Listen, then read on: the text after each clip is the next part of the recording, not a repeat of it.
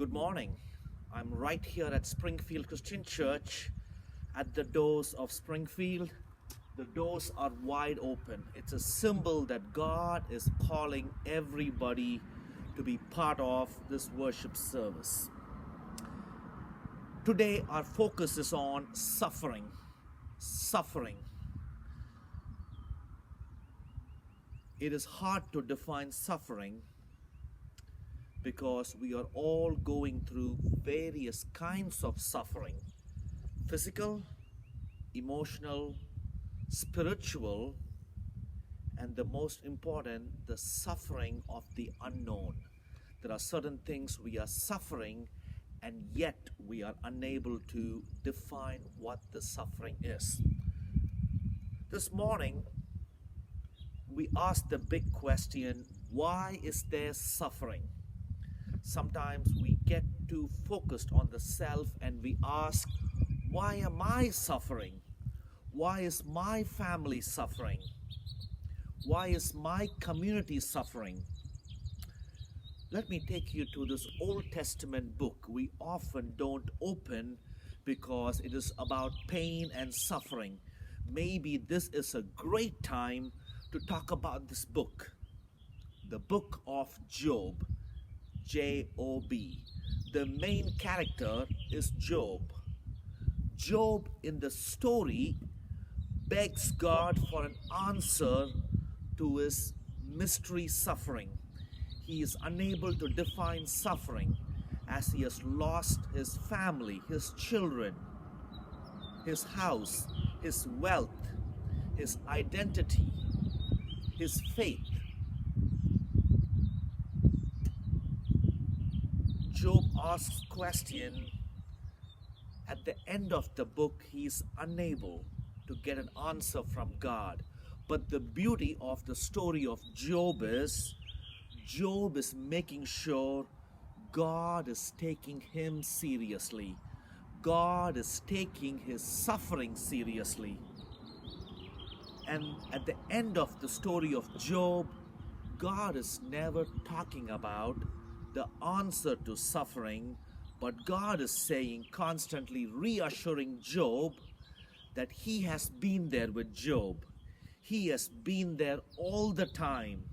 And he questions Job and says, are you sure that I was not with you? And God says to us this morning, I am there for you during the suffering. God is reassuring and telling us that God is taking our suffering, our pains seriously.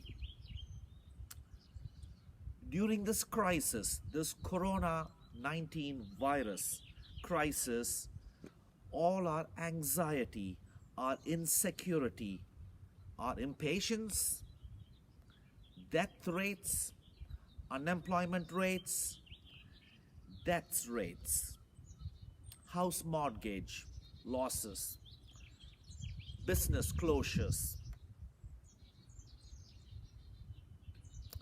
When this country will open, reopen, close down, we do not know. The same question is asked by every single individual around the world. It's not only a global crisis, but it's a global spiritual crisis. Maybe this is what brings us all together in our spiritual growth. Suffering produces spiritual growth.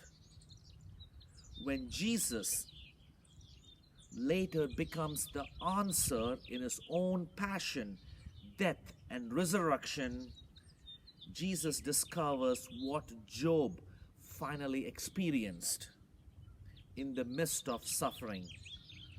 God can be trusted. God is taking us seriously. God is taking our suffering seriously. The genius of Jesus' teaching is that Jesus reveals that God uses our tragedy, our pain, our suffering, our betrayal, death itself,